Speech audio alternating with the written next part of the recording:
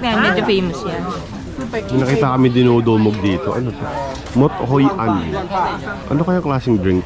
So ito, napadaan kami rito. Maraming mga taong nag-aabang bibili nung ano, 18,000. Parang mga 40 pesos. Ano daw siya? Famous daw to. Pero medyo ano siya ha? Medyo, ano ba tawag doon lang? Herbal, whatever. Basta ganun mga daon-daon. So, yung lasa niya may vary. Depende sa tao. Kung mahilig ka sa mga tea, sarap daw sa yan. Pero kasi famous yan dito, so try natin. Aba, may ano pa, bulaklak oh.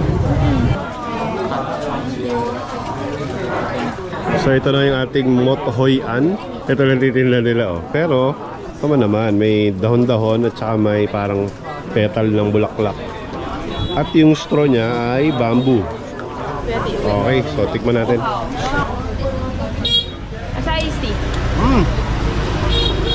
Refreshing siya. Hindi siya lasang dahon or hindi siya lasang...